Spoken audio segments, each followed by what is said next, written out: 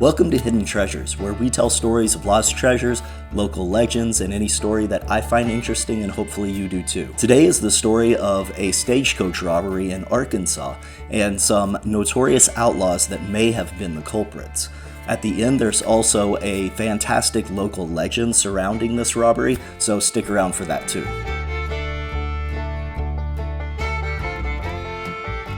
On January 15, 1874, a group of well-to-do gentlemen of the time loaded onto a stagecoach in Rockport, Arkansas, headed for Hot Springs. Along with the passenger stagecoach, there were also two hack ambulances carrying individuals in need of medical attention. Most of the passengers were either businessmen or politicians, and they were headed to Hot Springs to take part in the mineral baths or to conduct business. The passengers were very well-to-do gentlemen of the time, so they had plenty of valuables and also plenty of money that they were planning on spending in Hot Springs. This was a very brisk winter day, and it was about 24 miles between Malvern and Hot Springs along a bumpy road, so this was a very cold, uncomfortable ride. They had scheduled stops along the way for people to get out and take a break. They could get out, stretch their legs, get off the bumpy road, relieve themselves, do any business that they needed to do. Also, if anyone needed to take a break, they could just signal to the driver,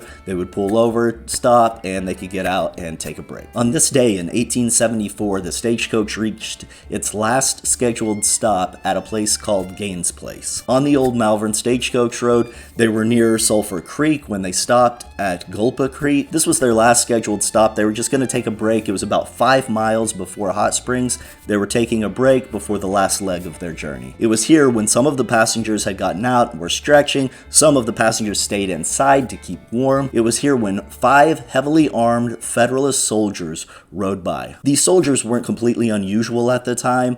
The North had just won the Civil War, so there were soldiers that would travel between forts. So the passengers didn't really pay much attention. They saw them go through, saw that they were heavily armed, but also saw that they were soldiers, and it wasn't that big of a deal. The soldiers also didn't pay any attention to the passengers. They just rode straight through. They didn't talk to them. They didn't look at them. They just went through, and no one thought anything of it. When the passengers were done with their break, they loaded back on the stagecoach, and they went on their way. About half a mile down the road, the stagecoach driver heard something, and he turned around to see those 5 horsemen with bandanas pulled up over their face right behind the stagecoach. One of the men rode right up next to the stagecoach, next to the driver, pulled out a double-barrel shotgun, pointed it at his face, and said, "Stop or I'll blow your head off." The driver was terrified. He immediately pulled over, stopped. The outlaws surrounded the stagecoach, told all of the passengers to get out and line up. The passengers, who are now lined up in front of these outlaws, consisted of some fairly important businessmen and politicians. They had valuable jewelry on them and plenty of money that they were planning on spending in Hot Springs. The bandits told the passengers at gunpoint that they needed to hand over their valuables, and that's what they did. Every single one of them took off their watches, took off their pins, handed over their money to the outlaws. While this was happening, one of the outlaws went on a rant about the South, about how the South was great and they should have won the war and how the North was terrible. He went as far as to say that if anybody there was a Confederate soldier, then he would give him his money back. One man immediately spoke up, G.R. Crump. He was from Memphis, and he spoke up and said, "I was a Confederate soldier." They obviously didn't immediately believe him, so they interrogated him, started asking him questions. In the end, he was able to name off his rank, his regiment, his commanding officer, and discuss the inner workings of the Confederate Army. These men, at least some of them, being associated with the Confederate Army, also knew the inner workings, and they agreed that he had in fact been a Confederate soldier, so they gave him back his money. At this point, another man, Governor Burbank, from the Dakotas, not the South, spoke up. He did not say that he was a Confederate soldier, but he did politely ask to have his papers back, as they were only valuable to him and no one else would have any need for them. The robbers found out who he was, and they gave him a hard time for being from the North and not being Southerners like they were.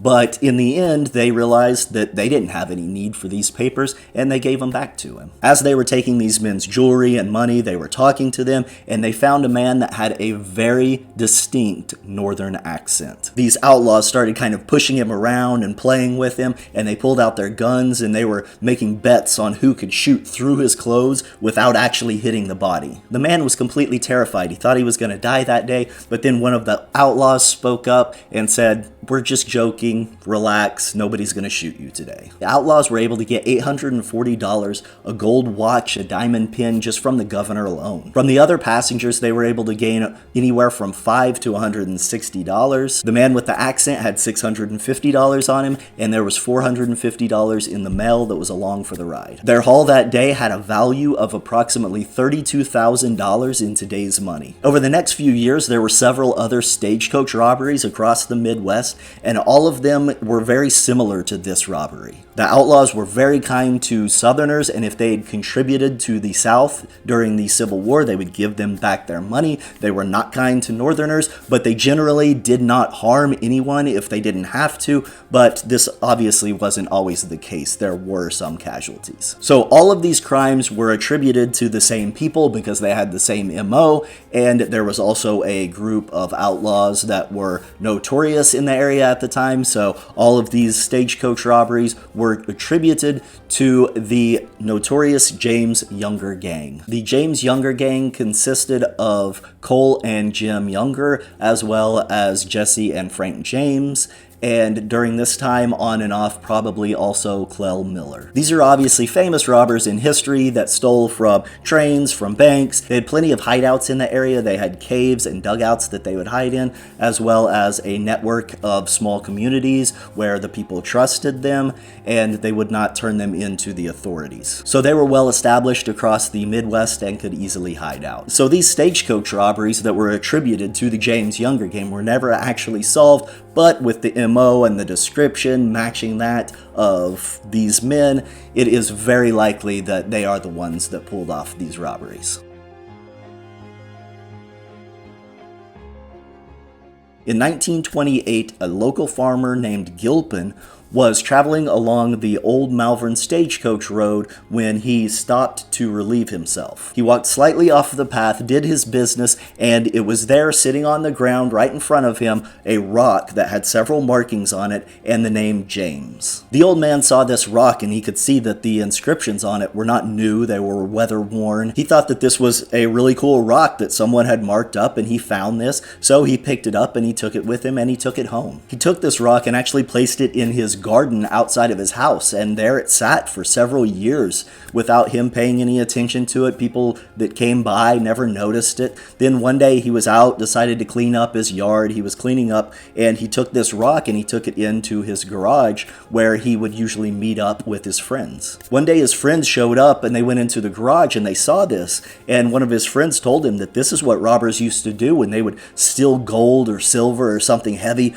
Then they would bury it so they could get away, and they would leave some sort of marking out there so they would know where it was when they came back. So of course these men then started speculating that this James name, maybe this is Jesse James or Frank James, and they needed to get back out there because there's probably some sort of treasure buried out there where this rock was. The problem was that it had been years since he had found this rock, so they went back out there and he didn't know exactly where it was. This farmer actually spent the rest of his life just going out there digging hole after hole after hole, trying to find any treasure that Jesse James or Frank James had buried along the old Malvern stagecoach road. He never actually found anything, and to this day we don't know if anything is actually out there. He supposedly found this rock with markings on it and the name James. So is this a rock that Jesse and Frank James marked up to mark the location of a buried treasure, or is it simply a rock that maybe Jesse and Frank James marked up, or maybe it was some other James that just was out there and carved on a rock? Nobody knows to this day, but there could be buried treasure sitting out there, or